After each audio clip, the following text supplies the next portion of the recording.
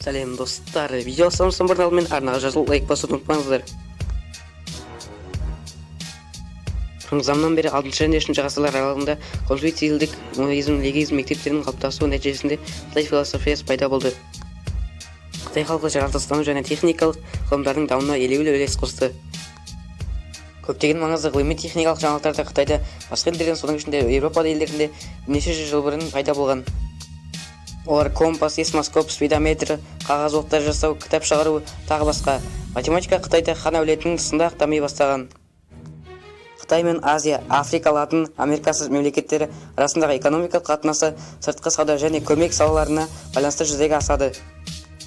Экономикалық қатынастардың Қытайлық ықпалды ашылықтар бар бұл елде алдымен оңтүстік шығыс Азия елдері Пекин осы ашылықтардың экспедициялық элементтеріне саяси тұрғыдан қолдау көрсетуге және олардың кәсіпкерлік мүмкіншіліктеріне Қытайдың көрсеткен экономикалық саясатына қолдаудың білдірді.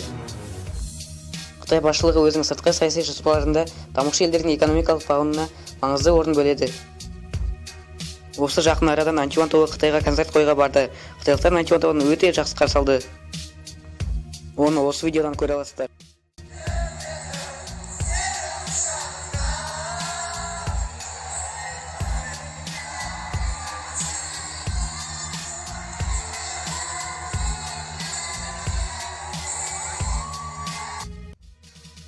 Қазақстан президентінің Қытай Халық Республикасының төрағасы Си Цзиньпинмен кеңейтілген құрамдағы келіссөздері өтті.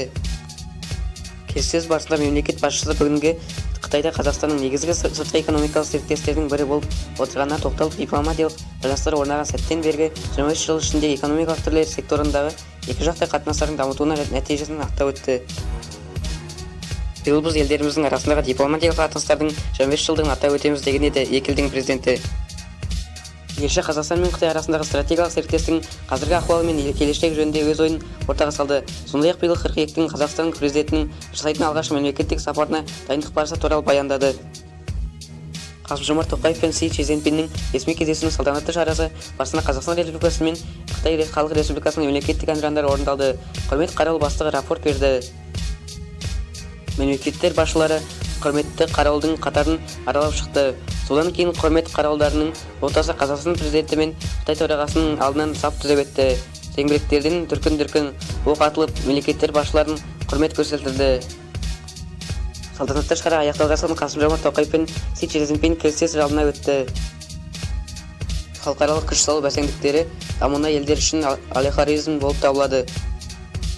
Ал достар, осы видео өз аяғына жетті. Егер сізге видео ұнаған болса, онда міндетті түрде арнаға жазылыңыз және лайк басыңыз. Және комментарий жазуды ұмытпаңыздар. Бүгінге осы.